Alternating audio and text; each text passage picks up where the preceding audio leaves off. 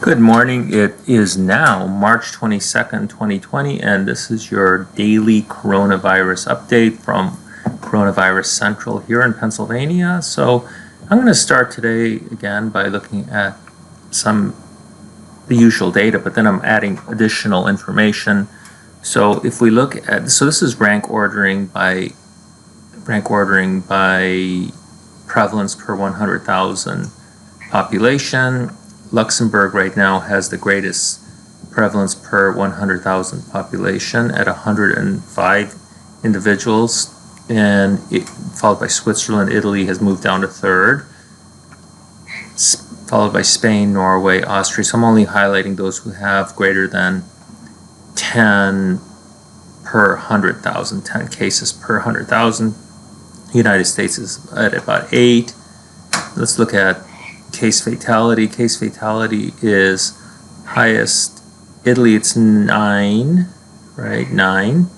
So that's a 9% chance of dying given you are infected with the coronavirus. It's 7.5 in Iran. Spain, it remains about 5.4. United States, it's 1.3%. So I added these other countries. China, it's interesting. It stays at about 4%. There's a decrease from yesterday in terms of the number of active cases per 100,000. There was an increase in Luxembourg. Italy has about a 7 per 100,000 increase as well. The United States, we're at about 2.13 per 100,000. Looking at our state comparisons, New York State has a prevalence of 63 people per 100,000, followed by Washington State and New Jersey. Here's some of your other states if you are in one of these states. Virginia is 1.8 per 100,000.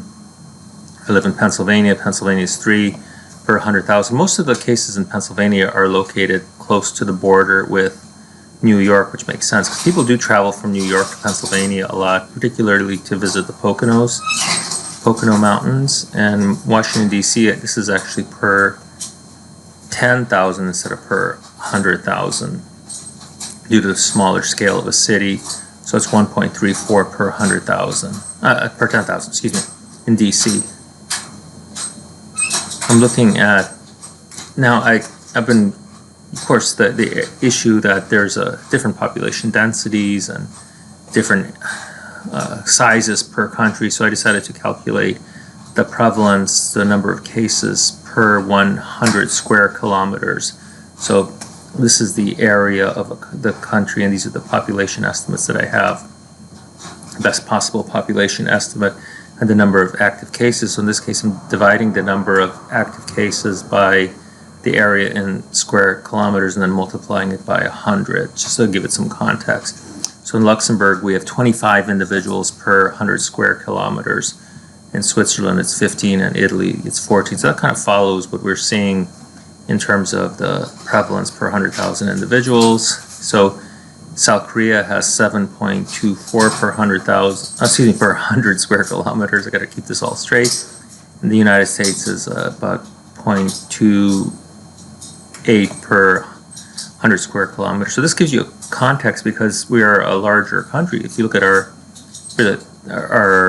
area, this is in square kilometers. It's a lot larger than South Korea, so you can see why they have such a large number of cases there per 100,000. I mean, it's more densely populated area. So I know the reason I compare the United States and South Korea is because we both had the first case on the same date. So I also did this for our states, and we have, and here this is per 100 square kilometers, except for Washington, D.C., which I did per 10 square kilometers. So here we have 10 cases. Again, so you got to remember there's different densities in different parts of a state. Like in New York City would be the most highly dense.